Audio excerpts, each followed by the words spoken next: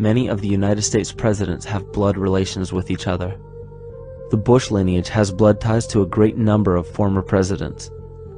George Washington, Millard Fillmore, Franklin Pierce, Abraham Lincoln, Ulysses Grant, Rutherford Hayes, James Garfield, Grover Cleveland, Teddy Roosevelt, William Taft, Calvin Coolidge, Herbert Hoover, Franklin Roosevelt, Richard Nixon, and Gerald Ford.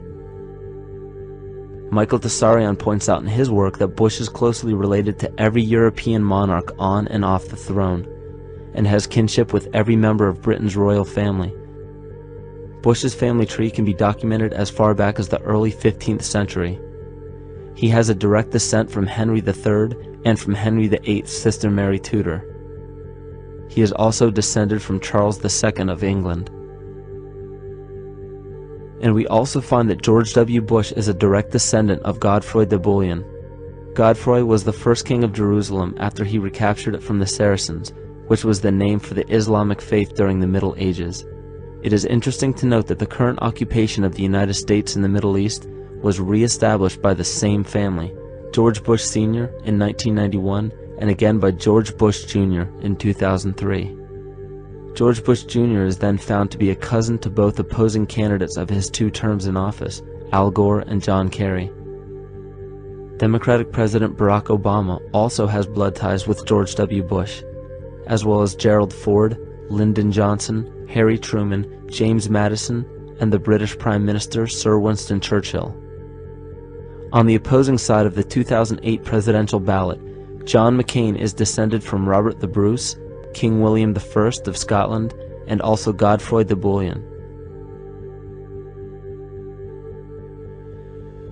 Probably one of the most interesting facets of the bloodline relations is the fact that the whole British royal family has descent from the Muslim prophet Muhammad through the Arab kings of Seville.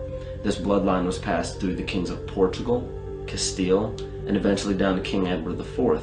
And this is a very, very different story from what you hear the media pumping out every day, being this idea of lineal superiority. It's completely debunked according to the foremost authority of aristocratic lineage, Burke's peerage. And this just goes to show that there's the true story, and then there's the manufactured illusion, the front that's given to the public.